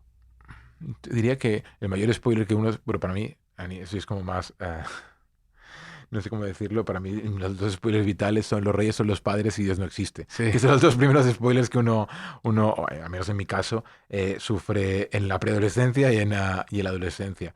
En cuanto a las películas, creo que soy más yo que acabo cargándome películas diciendo, no, Psicosis, diciéndole, cuando sí. vi Psicosis con Luis, con mi pareja, él no lo había visto y por tanto no sabía elegido el guión. Y yo, vamos, daba por hecho que ya al minuto 40 de película sabía todo lo que iba a pasar y acabó maldiciendo, cállate, que yo no sabía nada. Entonces, de repente dar por hecho que aunque la película tenga 60 años, el espectador tiene que saber lo que pasa en ella. Entonces, es mejor callarse. Desde entonces descubrí que es mejor callarse. De hecho, ayer volví a ver Rosemary's Baby, La Semilla del Diablo, y me reía de cómo el spoiler está clavado directamente, bueno, clavado no, Sí, sí, en el en el título ya título. directamente te vas al minuto 105 de la película. Esas traducciones que eran como a veces imperdonables, es decir, te has cargado la película. De hecho, aquí hablas defiendes, como al final del libro hay una serie de listas muy buenas y dices, secuelas malditas que merecen revisión. Y aquí metes Psicosis 2 que el otro día también me la recomendaron aquí. Es que es fantástica. Es buena Psicosis 2, ¿eh? Ya Hay la que, volví a ver. pero es el ejemplo de la expectativa que uno tiene cuando ve Psicosis 2 es que tenga el mismo nivel de creatividad, de ingenio y de sorpresas en lo narrativo que tiene Psicosis 1. Y no va por ahí, va por otro lado, en el que realmente el personaje de Anthony Perkins tiene muchos matices y, y demuestra también lo buen actor que era Anthony Perkins, que justamente la historia lo ha condenado a ser Norman Bates, o a dejar de ser Norman Sí. Bates. Y era además un gran cantante. Los discos de Anthony Perkins son maravillosos. No sabía su faceta de cantante. Pues te recomiendo que vayas a plataformas, están disponibles y a mí son discos que me acompañan en otoño, invierno. Anthony Perkins está siempre en mi casa. No sabía. Investigaré esto. ¿Un libro que regales mucho? ¿Que hayas regalado? Un libro, mira, La línea de la belleza, de Alan Hollinghurst. No conozco. Es uno de estos libros, se ha publicado por Anagrama en castellano y a mí es un libro que me fascina, es un libro que habla de la homosexualidad en Inglaterra de los 80, también de política, del gobierno de Thatcher, de la entrada a la alta sociedad, un poco como el Bellamy de Guy de Maupassant. Y a mí me encanta La línea de la belleza. De hecho, la BBC hizo una miniserie de 3 episodios, no estaba mal, pero el libro es sensacional. Y también te diría que posiblemente Muerte en Venecia, porque a mí me gustaría más regalar los Buddenbrook, pero entiendo que si regalar los Buddenbrook se leerá menos, entonces Muerte en Venecia es más cortito y es más fácil que se lea. Mm. ¿Una charla que te haya impresionado de alguien del mundo del cine por su capacidad para transmitir, por su elocuencia, para bien, incluso también para mal, ¿eh? Alguien que quisieras ir a ver o escuchar en uno de los festivales o en entrevistas o cosas que tú has ido viendo por ahí, que te haya asombrado o decepcionado? Me gusta recuperar entrevistas de directores en documentales o entrevistas Sí. que en YouTube o en otros sitios. Y eso me gusta pasar el tiempo con ese tipo de documentales, que no deja de ser un formato de entrevista de 45 minutos, pre-mundo podcast, o incluso de compositores. Antes hablábamos de cuando Metro Goldwyn Mayer, del contrato que Sí. firmamos en 2019, y estábamos en Salzburgo y íbamos a ver a Bernard Haitink dirigiendo la Sexta Sinfonía de Bruckner. Y el otro día recuperé, digo por eso, un documental de Haitink que era extraordinario, no sobre lo que decía, sino sobre cómo callaba ante las preguntas del entrevistador y los gestos que hacía y los silencios que marcaba, sobre cómo entendía la música, cómo entendía la dirección de orquesta, en este caso la interpretación de la canción de la Tierra de Mahler. Y volviendo al cine, de hecho lo pongo en el libro, es el que era el profesor de Scorsese, que nos vino a dar clases en SCAC, en la escuela de cine, al principio de tercero de carrera, creo que era, o tercero o segundo de carrera, no recuerdo ahora. Y era un profesor que nos vino y nos dijo, enseñadme lo que habéis rodado. Vamos a poner en clase los cortos que habéis rodado el año pasado. El mejor que habéis rodado, lo ponéis en clase. Y lo poníamos, éramos 14 estudiantes, creo que éramos, de dirección. Y le enseñábamos los cortos y empezaba diciendo. Y antes de empezar a él a criticarlos, cada uno decía, no, es que ese día queríamos rodar, pero llovía en la localización. Es que ese día el actor nos dejó. Es que la cámara no, el negativo nos reveló. Y él contestaba a todas nuestras peticiones de clemencia. Don't be a lawyer. O sea, no te justifiques, no seas abogado, porque básicamente cuando se proyecta tu película en una sala de cine no estarás al lado de cada espectador haciendo un inventario de todo aquello que salió mal, que tenía que salir bien y acabó saliendo mal. Entonces, esa clase, esa lección magistral de ese hombre de casi 2 metros, una pinta que parecía el malo de Silent Plot, y fue para mí la principal lección cinematográfica de mi vida. Y lo que me llevó afortunadamente a dejar de hacer cine. No, pero le dedicas un capítulo a lo de Don't be a lawyer, no hagas de abogado de ti mismo, y lo aplicas a tu día a día ahora con feeling, por lo que decías antes de que cuando alguien va a ver una película, no quiere rollos, no quiere que le expliques que la aplicación en el móvil se ve peor o no sé qué, no, tiene que funcionar. Entonces, Y estamos en un mundo donde exigimos, como somos, creo que la impaciencia es algo colectivo, no es algo generacional, sino es algo de sociedad. Y estamos acostumbrados a que todo vaya más o menos fluido. Es decir, que uno puede embarcar en un avión Claro. con un tiempo determinado, que pueda salir, que pueda coger un transporte público con un tiempo determinado, que la película cuando pongas play empiece al instante, no haya 18 trailers o vídeos.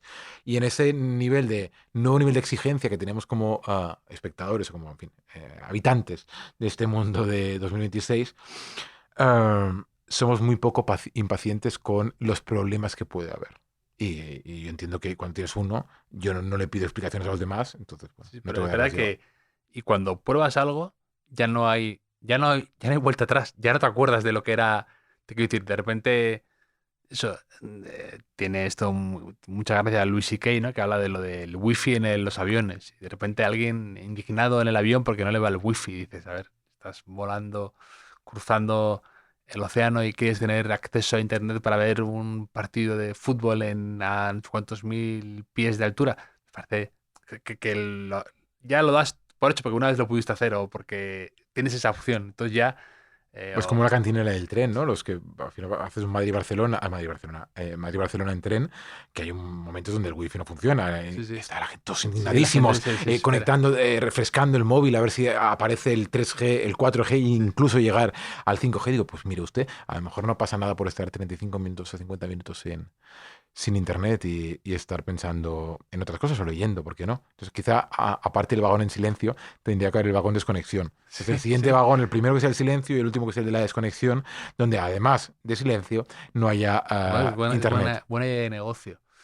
Otra idea de negocio, mira, está para filming. Me lo apunto. No, seguro que ya la habréis barajado y tal. Pero me acordaba porque viendo, o sea, por ejemplo, lo tiene el New York Times, esto de regalar un artículo. Tú regalas un artículo, pues podríais regalar una película. Que hubiera la opción de yo, por ejemplo, después de esto, en mi suscripción esta que tengo 55 tickets por ver que yo pueda regalar la Costa de los Mosquitos a 5 personas. Sí, es algo en lo que hemos pensado mucho tiempo. Ojalá lo llevemos a cabo. Tenemos ahora a Alberto Romero al frente de producto, que creo que es una persona magnífica. Entonces espero que nos escuche y te escuche y después de tu petición sea posible. Hay algo de complejidad, lo que decíamos antes, ¿no? De que uno tiene por qué saberlo, pero el nivel de complejidad que tiene, no esa derivada, sino la de una plataforma. Porque al final el dispositivo donde uno convive con una plataforma como Filmin no es la web, es la aplicación de tele.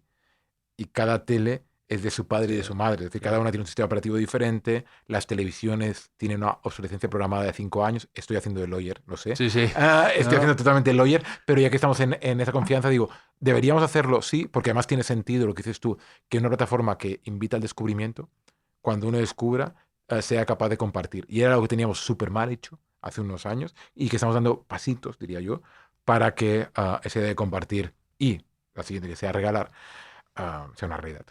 pero yo en esto soy como Steve Jobs. Yo doy la idea y digo, hágase, Ahora, hágase. Quiero ver, bueno, digamos que Steve Jobs estaría un poquito cancelado por eso, a nivel de quiero que se comportamiento. haga, ver el periódico en la pantalla, hacer así, que se haga zoom y tal. Poneros 6 meses, lo quiero en 3. Pues entonces yo igual, quiero regalar esto. No me La des explicaciones. televisión no es mi problema. Quiero que se haga. Una de las cosas que Alberto, descubrí, hágase. de las que hemos descubierto en film en estos años, al final en 20 años te das muchas hostias y muchos golpes pensando en que algo se puede hacer en un tiempo, es que esa idea de algo se puede hacer en un tiempo tienes que aplicarle factores de corrección que siempre son por 8 o por 7. Es decir, lo que querías que era una semana, serán 7 semanas, y es algo que tienes que acostumbrar cuando estás trabajando en desarrollo en ingeniería, y es normal que sea así.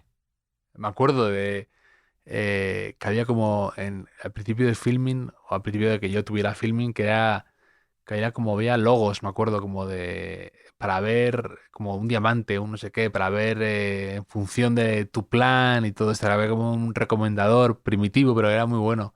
Sobre todo eso, yo creo que siempre ha tenido eso de prescriptor, esa por encima de otras plataformas. El de aquí vas a poder descubrir este clásico, vas a poder ver esto que te puede interesar si has visto lo otro, pero al mismo tiempo no sé lo que has visto, ¿sabes? Está bien. Sí, y, por supuesto, le das mil vueltas a cómo construir una plataforma que se pueda adaptar a los diferentes públicos que tienes, ¿no? Sí, No es lo mismo el filming de hoy que el filming de hace 15 años, a nivel de amplitud y diversidad de la gente que lo está utilizando. sí, Y esa idea, por ejemplo, de las colecciones, que fue algo sí. que ha funcionado muy bien durante muchos años, porque es un tipo de recomendación transversal. Es decir, si yo te digo lo que ve pues, no sé, Zetangana o lo que Sí, ve sí, Gaspar Noé, pues al final uno entra ahí, o lo que ve Tarantino, y de repente encuentras desde un clásico de Yakuzas a claro. una película actual que metes a ver si la conoces o no. Entonces, bueno, esa es una manera de llamar la atención a un espectador a partir de un nombre conocido que le abra puertas a nombres que quizá no lo son tanto. Eso es algo que hace 15 años o 20 años se hacía muy poco y ahora hacen muchos otros, ¿no? Entonces, la idea de seguir innovando en modelos de recomendación es algo que nos hace que nos le demos vueltas a cómo hacerlo y no es fácil. ¿Y habéis pedido perdón ya por cargaros a la mascota de Filmin? Al A perro. Filmcan. Ese fue un drama. Sigue siendo un drama, ¿eh? Bueno, claro. Posiblemente es uno de los errores más grandes que hemos tenido nunca. Lo más complicado que es tener es una mascota, un emblema que era el Filmcan, nuestro perrito al que customizábamos de Halloween, lo poníamos de todo tipo de películas que estrenábamos, de David Bowie lo pusimos. Y cuando cambiamos la plataforma en 2015 decidimos, no, de hecho, le cambiamos la posición, lo pasamos del plano lateral a un plano frontal y ha perdido toda la gracia. Eso sí que envejeció mal, ese perrito. Y ojalá lo hubiésemos recuperado. Creo que en algún año, en alguna Navidad, le hemos dicho que volviese a Filmin y ha vuelto de forma puntual. Es verdad que la gente que nos conocía entonces era mucho menos de la que nos conoce ahora, pero el Filmcan lo guardó con mucho cariño y de hecho hicimos como figuras de goma que regalábamos en el Festival de Sitges. Una cosa loquísima. Y aún tengo alguna en casa, la goma está como podrida y está como el perrito como medio achuchado, medio pachucho, pero sí fue muy bonito. ¿Un olor favorito que tengas? Mira, me gusta mucho el jazmín. No en perfume, pero sí me gusta el olor a jazmín. Sí. Y el celuloide. No soy demasiado fan del No, pero por olor. ejemplo, hablas de aquí, me gusta, dices, de un cine que olía, dices, a lejía y a mantequilla. El ABC, sí, Claro. a las palomitas de mantequilla, esos cines que de hecho aún sucede, ¿no? En algunos cines que entras y te tira para atrás el olor a esa mantequilla espantosa con los que hacen y recalientan las palomitas una y mil veces. Sí, el cine ABC es una letra muy divertida a partir de ya también, sí. A ver, también he visto por ahí que venden velas de Blockbuster, con el tema de la nostalgia, ¿eh? De Wow. velas con olor a lo que eran los Blockbuster por el mundo. Como que no puede la gente ir al Blockbuster, pero puede meter al Blockbuster en su casa con la vela. Qué maravilla. Mira, tengo una obsesión y es una auténtica, en fin, una cosa muy extraña mía. Me compré unas velas hace unos años francesas que se llaman Byron, el olor a Byron. Y las descatalogaron. Y sigo buscando si alguien, o sea, si las van a recuperar, porque era un olor que al final me acompañó durante 4 o 5 años, las compraba y las entendía en casa. Y mi casa, para mí, era ese olor. Y cuando claro, fui, claro. dijeron, no, ya no, ahora el nuevo perfume es este. Si no le gusta, pues ya no va. Pero se parece un poco. Yo, no se parece nada. Me está usted mintiendo. Y siempre que voy a alguna tienda de estas, pues intento ver si ¿Pero la marca era Byron? No, o la no? marca era la primera, Cirey Tidon. La marca Sí, francesa. Trudon, sí, Sí. está, sí. Y era se llama Byron, la perfume, era un poco como la biblioteca antigua, ¿no? Sí. Era incienso, biblioteca, un poco esas cosas. Y acompañaba muy bien. Hacía la casa muy acogedora. La descatalogaron y yo llevo fatal esa descatalogación. No, es que te quedas huérfano de repente. Eso es tremendo. He puesto otros olores, pero ninguno funciona tan bien. Aquí tienes varias citas, pero un poema o un texto que viaje siempre contigo y que te puedas saber de memoria, no para recitar aquí, pero algo que lleves. Porque ahí, por ejemplo, abres con Philip Larkin, que me llamó la atención, pero alguien de ese tipo de textos o algo así que tengas muy metido dentro. Supongo va por épocas. Tuve época Kids en su momento. Sí. Dirá T.S. Eliot y Oden, por supuesto, pero al final la poesía británica es algo que me marca. Y yo rodé un documental, de lo único que estoy orgulloso de haber hecho en mi vida como director, fue un documental sobre Gil de Viedma, sobre Jaime Gil de Viedma, que rodamos, fue bastante ambicioso, lo rodamos a los 19 años. El guión era Andreu Jaume, que es un escritor, un poeta maravilloso y humanista. Compañero de Trivial Compañero trivial nuestro de mi época antigua, de colegio, y que la fotografía de Arnau Weiss, que era el director de fotografía de Tarde para la Ira, por ejemplo. Y entrevistamos a todo el mundo, a toda la gente cercana de Jaime Gil. Y fue una época donde me obsesioné con Jaime Gil de Viedma, pero me ha pasado con su poesía, que de estar tan manipulada en lo popular, que he acabado como, en fin, tengo una relación que tengo que volver a su obra, Ya. desvinculándome del impacto popular de él, Sí. poema famoso y no volver a ser joven, ¿no? Sí, pero pasa mucho, ¿no? Hacer de una pasión tu trabajo es la forma más eficaz de matar esa pasión, ¿no? Pues un poco pasa también que también algo que te gusta mucho cuando haces un documental o te especializas o tal, y de repente lo ves, como dices tú, manoseado, traficado o mal empleado, como pues de repente te desapegas un poco. Pero es igual, supongo que con la poesía o con el cine también pasará como con la música, ¿no? Esas canciones que escuchas durante mucho tiempo, muchas veces, y de repente en un momento de hartazgo, que dices, necesito, casi como si fuera una relación, ¿no? Sí, Tomar sí. distancia y quizá con los años volveré a ti. He roto esta canción, ¿no? A veces pasa, ¿no? He roto con esta canción. El primer disco que te compraste con tu dinero. Like a Prayer de Madonna. Sí, me acuerdo. El primer CD era este y después vino uno de Phil Collins, Bad Serious Lie. Pero sí fue el de Like a Prayer. Y la primera película que viste dos veces, es una pregunta que hago siempre, a ti, claro, esta va a ser... Pues ¿sabes qué pasa? Tengo muy mala memoria de la época, digamos, en sala de cine. Te diría que Traidor en el Infierno es una película que recuerdo haber visto muchas veces, pero posiblemente, a decir verdad, seguro que era Star Wars, la Guerra de las Galaxias. Y recuerdo que con la segunda, con el Imperio Contraataca, la parte de Yoda la pasaba rápido porque me aburría mucho en su momento, estoy hablando de los 10 11 años. Entonces decidí pasar rápido, ir a otra parte y ahora, curiosamente, posiblemente la parte de Yoda es la que más me guste de la segunda. Qué curioso. Eh, un director de cine, además has hablado de que los que a veces te cuestan o no puedes, ¿no? Pero un director de cine, por ejemplo, que te parezca un poco infravalorado ahora mismo, por ejemplo, Javier Ocaña, ¿no? El crítico de cine del país, lo dijo muy bien, de James Gray, que dijo el mejor director que no conoces, ¿no? O el mejor director desconocido, hablaba. ¿Algún director de estos de cine que digas, "Joder, por mis métricas, por lo que veo, por lo que escucho, no tiene el reconocimiento que yo creo que debería tener de estar viendo algo importante ahora, ¿no?"? No te sabría decir un director actual. Sí hay directores que en su momento, no sé, pienso en Max Ophuls, por ejemplo, que es un director que tuvo mucha ascendencia en un momento determinado y ahora mismo yo creo que nadie se acuerda de Max Ophuls, nadie. Poca gente se acuerda Sí. del cine de Max Ophuls, que para mí es un cine capital. Y te sabría decir, a lo mejor esos directores, o Terence Fisher, por ejemplo, el cine de la Hammer de terror, es un cine que está reivindicando muy poco ahora por al final, las cuestiones derivadas de las lecturas actuales que pueden hacer del tipo de cine de terror de los 60-70. Pero hay algo de estar en una burbuja y yo estoy metido en una burbuja al final. Estoy trabajando, rodeándome con gente, estamos todo el día hablando de cine, por lo tanto no tengo la percepción de Ya. que ese director que nos gusta mucho a nosotros, pues de repente no conoce a los demás. Sí es cierto que hay frustraciones en películas que puedes estrenar. Por ejemplo, estrenamos una ópera prima producida por Luca Guadagnino hace un año y medio que se llama 19. Dicha Nobel, es una de esas películas a mí me entusiasmó cuando lo vi en Venecia. Es un chaval que hace un Erasmus, se va a Londres, acaba fatal en Londres, no le interesa nada y vuelve a Italia. Pues, historia del arte, literatura.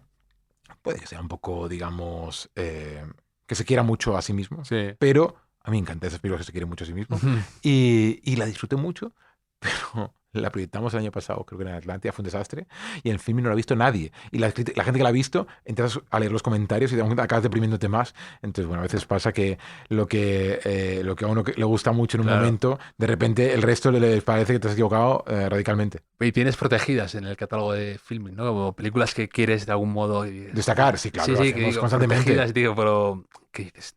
Esto tengo que ponerlo, tengo que... En los bloques que repetimos, digo, Claro. vamos a crear un bloque para esas películas que tanto nos gusta, que no ha visto nadie, a ver si de repente al año y medio se ven. Nos pasó ahora con, y de hecho no la ha visto nadie igual, con la serie de Wong Kar-wai, la de Blues from Shanghai, la segunda parte, que la estrenamos ahora, son 30 episodios la serie, estrenamos 15 hace un año y pico, y hemos estrenado los otros 15 ahora.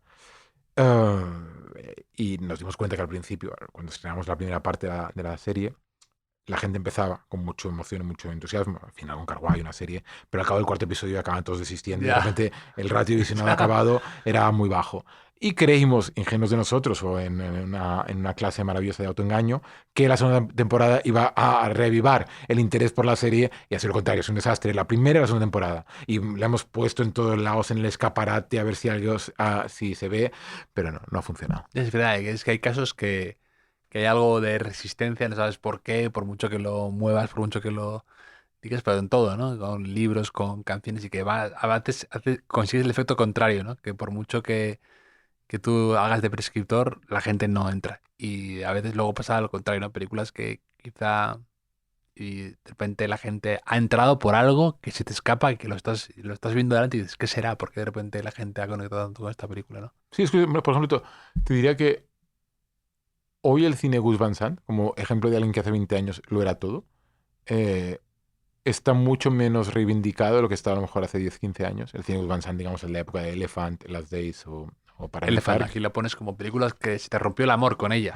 de tanto que la imitaron, Es ¿no? que, claro, en su momento no había un dossier de cine que no pusiese Elephant en los planos de espalda como Sí. ejemplo a seguir. Pero de hecho, hoy, si uno mira los dosieres de las películas que ruedan, Gus Van Sant ya no aparece. Y de hecho, Gus Van Sant ha estrenado una película este año que se llama, no me acuerdo ahora, Prime Crime o Prime Story o algo así, que es una película que puede recordar a Tarde de Perros, la de Al Pacino, de Sidney Sí. Lumet. Y de hecho, no deja de ser un poco a Gus Van Sant intentando hacer como cine en los años 70 en la actualidad. Y no es un despropósito, no está mal la película. De hecho, sale Al Pacino, y era un poco caricatura. Los últimos años del Pacino son un poco de caricatura. Sí. Pero esa película está, si te la tomas como una especie de tributo a los 70, está bien. Que también metes aquí La Ciénaga de Lucrecia Martel, una gran conversadora de cine, te diré. Me gusta mucho cómo habla de cine y cómo escribe de cine. Deseando amar, otra película que tantas invitaciones que generó. Frances Ha, muy bien traída esa. Un hombre soltero de Tom Ford, esa me dolió, que la metieras aquí Pero no como... digo que sean Ya, malas. que sí, no, tú Es dices como que... las canciones de Radiohead. ¿Tiene culpa Radiohead de todos los imitadores que hubo después de Radiohead que Sí, salieron a cuál peor? Entonces, un poco esas películas son extraordinarias. Ahora, los es descendientes. un poco fenómeno lo de Gil y Viedma que antes hablabas, ¿no? De... Claro, que hay tantos... O los hijos de Michael Mann, ¿no? Sí, sí. Una posesión preciada que tengas, que guardes con mucho cariño. Bueno, a nivel de un anillo de mi padre, que sin duda es. Sí, te diría esto. Tu padre más, arrancas el libro con él, luego acabas con él también. Es como un poco una película de estas como hablamos, como Camino a la perdición, que empieza con el hijo hablando del padre y acaba hablando del padre, que te impactó mucho, ¿no? Y que además que se murió en el 99, precisamente. Antes Sí, y yo creo que las joyas son un poco esa idea, ¿no? Ese momento como de conexión para mí es algo de tener un anillo suyo. Sí. O llevar un anillo suyo es una manera de conectar emocionalmente con una persona que ya no está, ¿no? Entonces sí te diría que eso, un anillo de mi Y padre. el cine, que también Sí, eso sin lo duda. dices tú, que el cine de alguna manera es, dices, hay más películas que días me quedan de vida, entonces he renunciado o sea, a la idea de poder ver todo lo que me gustaría ver. Y además vuelvo muchas películas que me gustan. Y en un momento dado dices, claro, porque aparte esas películas es una forma de volver a esas personas con las que estabas viéndola, ¿no? Un amigo que ya no ves, un padre que ya no está, una pareja, lo que fuera, ¿sabes? Entonces, es verdad que es una manera de regresar, porque es verdad que muchas veces nos chocaremos las personas por las películas que vimos con ellas, ¿no? De ahí la frase, ¿no? El cine es un arte solitario que se disfruta en compañía. Al final hay un momento de parte de nuestra memoria cinematográfica, no solo es la película en sí, sino lo que vivimos viéndola o después de verla, ¿no? Sí, Yo recuerdo comentándola. una experiencia visionada con mis padres con Art de Mississippi, la película de Alan Parker. Fue como mi primer debate sobre racismo. Al final, en la Mallorca del 88, el racismo a mí me caía como algo de la ficción, no de mi día a día. Entonces, bueno, al final es un poco de la entrada en el mundo adulto a partir de una película, una conversación familiar. Ah, ¿cuál dirías que es tu estado de ánimo actual? Hoy, a la hora de grabar este podcast, diría agotado por días previos de festival. No, pero yo digo feliz, muy feliz y afortunado. Sí, sí, me siento absolutamente feliz. ¿Un talento oculto que tenga Jauma? Algo que se te dé bien y que poca gente sepa. Hacer tartas. Lo Hacer heredado de mi tartas. madre. Me encanta la repostería. Ahora cocino menos, pero hacer tartas. Me da bien hacer tartas. A mi madre se da mejor, pero diría que ese es mi talento oculto. Y abrir botellas de vino, que no sé si eso tiene mucho talento, Bueno, pero bueno. requiere cierto talento. ¿Y cuál es tu tarta elección a la que vas y clavas? Tarta de music con frutos secos y un queso especial y una pasta quebrada. Qué bueno. Y para acabar, un lema que tengas en la vida presente que te gustaría poder, como tenía Billy Wilder con lo de que haría Lubitsch, ¿no? ¿Qué tendría Jaume en tu despacho, en tu oficina, que podrías tener casi debajo del filming o en tu día a día que tengas presente en tu... aparte de Don't Be a Lawyer, que es muy bueno. Pues casi te diría de un Biel como lema, como advertencia, y aunque haya aquí incurrido en aquello de lo que debería abjurar, ¿no? justificándome. Sí, al final te diría esto. Y sí tener mucha, al menos en mi caso, eh, tener mucha conciencia de lo afortunado que soy, de poder participar de aquello, poder vivir de aquello que me gusta, poder participar en una plataforma que tiene, digamos, cierta influencia en cinéfilos de todo tipo de edades en nuestro país. Y, y con la responsabilidad, por supuesto, de saber que al final que uno es editor y tiene que trabajar en pos de que obras que vale la pena encuentren a su público. Sí, te diría que esa es la idea. Es verdad que a veces es doloroso cuando tienes esa conciencia de felicidad, después viene la conciencia de el Rhythmus is all, ¿no? Que decía Shakespeare, ¿no? Al final la finitud acaba siempre llegando por ahí como ese nubarrón, pues de repente eso aparece inevitablemente. Yo vivo delante de un cementerio, por tanto el Rhythmus is all lo tengo muy presente cada día que me levanto, y mi película favorita es Dublineses, que acaba precisamente en un cementerio, por tanto de alguna manera estoy condenado a ser consciente de la finitud. Bueno, tiene el monólogo ese al final, ¿no? En Dublín, que aquí te Cae lo citas. cae la nieve sobre todos los vivos y los muertos, ¿no?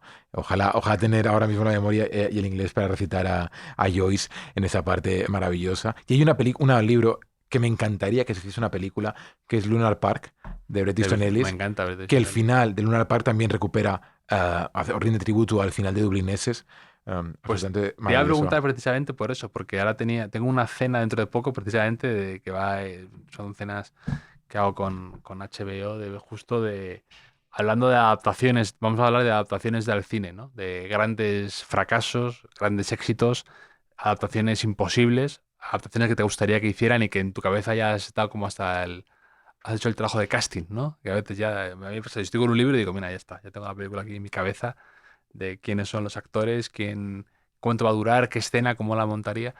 Y vamos a ver, entonces me gusta y que además que sea Bret Easton Ellis, que me cae muy bien, y he leído todo de él, la verdad. De hecho, ahora se está haciendo una serie de Los Destrozos, Sí, que tiene una sí. pinta de ser un destrozo la Sí, serie. sí, sí. Pero a menos a tenor de las imágenes, uno no anticipa nada bueno, quizá me equivoque, pero para mí Ryan murfea un poco esa idea Sí. de que no creo que sea algo demasiado positivo para la novela.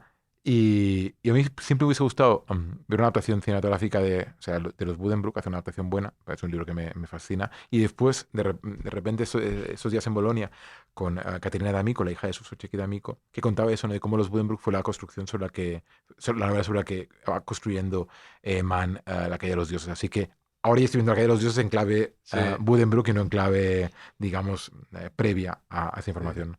Pero Easton Ellis además habla mucho de cine. En su podcast era como muy entendido y muy apasionado es como que él tiene un gusto a veces que él mismo, un poco quiso o tal, o que su película favorita es American Gigolo y siempre te la va a hablar de ella y todo esto. Todo el sentido del mundo que sea American Gigolo. Un libro, por cierto, que hay que recuperar de Bret Easton Ellis es Glamurama, que salía Banderas ahí protagonizando Glamurama, Sí. otra adaptación que creo que no se va a dar nunca. Y de hecho reivindico Las reglas del juego, la película de Pues es Rules of Roger, Attraction, que era con... Roger Avary, que hay un viaje que hacen a Europa, que se van a Ámsterdam, y está tan bien rodado, tan bien montado. De repente estamos hablando del año 2001, por ahí, 2000, que tampoco era tan fácil montar en digital para montar el ritmo que tiene la película. Que salía el actor este que se ha muerto hace poco, El de ¿no? Dawson Crece. Dawson Crece. James Van de Beek, o si Sí. no me recuerdo el nombre correcto. Sí, sí, sí. Yo la vi en el cine, esa película. Yo en Además, Sitges, en el Festival de Sitges.